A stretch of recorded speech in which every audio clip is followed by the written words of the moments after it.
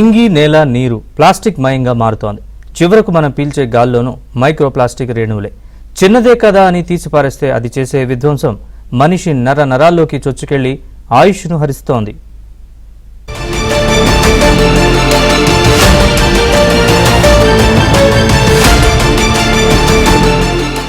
మీరు రోజుకు ఎంత ప్లాస్టిక్ తింటున్నారు? ఎంత ప్లాస్టిక్ పీల్చుతున్నారు?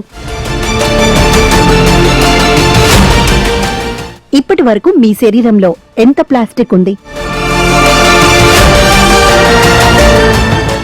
అవును, మీరు విన్నది నిజమే. మీ శరీరంలో ప్లాస్టిక్ ఉంది. మీకు తెలియకుండానే మీ శరీరంలోకి ప్లాస్టిక్ అణువులు చేరిపోతున్నాయి.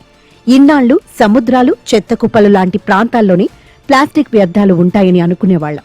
కానీ ఇప్పుడు ప్లాస్టిక్ వ్యర్థాలు మనిషి శరీరంలోకి చొరబడుతున్నాయి. వాడే వస్తువుల నుంచి పీల్చే గాలి, తాగే నీరు, తినే ఆహారం ద్వారా మనిషి శరీరంలోకి చొరబడుతున్నాయి. శరీరం లోపల విలయానికి కారణమవుతున్నాయి.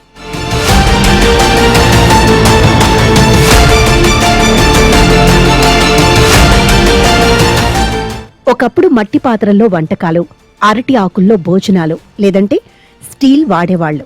కానీ ప్రపంచం టెక్నాలజీమయం కావడంతో జీవితంలో ప్లాస్టిక్ భాగమైపోయింది. ఎంతలా అంటే టీ కప్పు నుంచి టిఫిన్ బాక్స్ వరకు ప్లాస్టిక్ మయమైంది. వేడివేడి భోజనాల పార్సెల్లో, నిల్వలకు ప్లాస్టిక్ పాత్రలు, సరుకులు తెచ్చుకోవడానికి ప్లాస్టిక్ సంచులు విచ్చలవిడిగా వాడేస్తున్నారు. గతి తప్పిన పరిస్థితుల్లో మనిషిని మైక్రో ప్లాస్టిక్ భూతం కమ్మేసింది.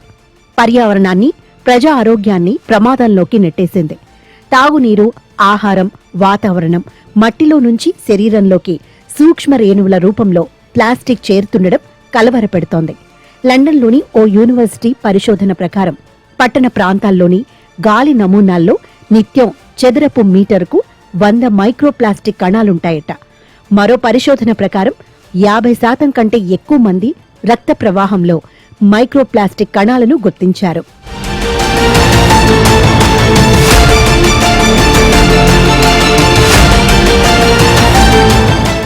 ఈ మైక్రో ప్లాస్టిక్ శరీరంలోని అణువణువులోకి చేరుతోంది.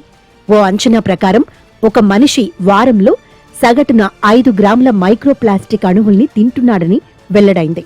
దీంతో జీర్ణ సంబంధ సమస్యలు, హార్మోనల్ ఇంబ్యాలెన్స్, వాపు, ఇన్ఫ్లమేషన్, క్యాన్సర్ లాంటి ప్రమాదాలు తలెత్తుతాయి. ఈ ప్లాస్టిక్ మైక్రో ప్లాస్టిక్స్ అంటే చిన్న చిన్న ప్లాస్టిక్ కణాలు మంచినీళ్ళలో, తర్వాత మనుషుల రక్తంలో, చాలా చోట్ల ఇవి కలుషితం చేస్తున్నాయని కూడా అధ్యయనాలు చెప్తున్నాయి. మానవ శరీరంలో అనేక మార్పులు వస్తాయి. అందులో హార్మోనల్ బ్యాలెన్స్ కూడా తప్పుతుంది. థైరాయిడ్ ఇష్యూస్, క్యాన్సర్, రకరకాల చర్మ వ్యాధులు ఇవన్నీ కూడా వస్తాయని అనేక అనుభవాలు చెప్తున్నాయి. నిజానికి డంపింగ్ యార్డ్ మొదలుకొని సముద్రం వరకు ప్లాస్టిక్ వ్యర్థాలను తొలగించేందుకు ప్రభుత్వాల నుంచి ఎన్జీఓల వరకు తమ వంతు కృషి చేస్తూనే ఉన్నాయి. కానీ మైక్రో ప్లాస్టిక్ కణాలను తొలగించటం కష్టమైన పనిగా మారింది. ఇవి 1 మైక్రోమీటర్ నుంచి 5 మిల్లీమీటర్ల మధ్య పరిమాణంలో ఉండటమే అందుకు కారణం. ముఖ్యంగా యూవీ రేడియేషన్ వేడి కారణంగా ప్లాస్టిక్ బాటిళ్లు, ప్లాస్టిక్ బ్యాగ్ల వంటి పెద్ద ప్లాస్టిక్ వస్తువులు సూక్ష్మ ప్లాస్టిక్ కణాలుగా విచ్ఛిన్నమై వాతావరణంలో కలిసిపోతున్నాయి. ఆ తర్వాత ఇవి స్ట్రాంగ్ పార్టికల్స్ గా తయారై వందల వేల సంవత్సరాల పాటు భూమిపైనే కొనసాగుతున్నాయి. దీంతో పెద్ద ప్లాస్టిక్ వస్తువులను తొలగిస్తున్న మైక్రో ప్లాస్టిక్ రేణువులు శుభ్రపరచడం దాదాపు అసాధ్యంగా మారాయి.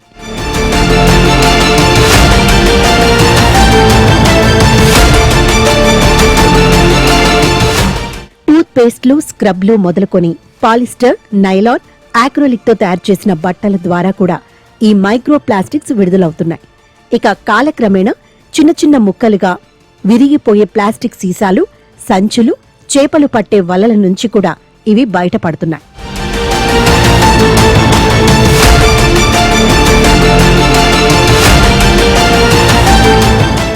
ప్లాస్టిక్ ను వినియోగించకూడదని ప్రపంచవ్యాప్తంగా పెద్ద ఎత్తున ప్రచారం జరుగుతుంది. అయినా కూడా ఎవరూ ప్లాస్టిక్ ను విడిచిపెట్టడం లేదు. ప్లాస్టిక్ ఉపయోగం తగ్గిస్తే కానీ ఆరోగ్యాన్ని కాపాడుకోలేమని నిపుణులు చెబుతున్నారు. సో సాధ్యమైనంత వరకు ప్లాస్టిక్ కు దూరంగా ఉందాం, ఆరోగ్యాన్ని సంరక్షించుకుందాం.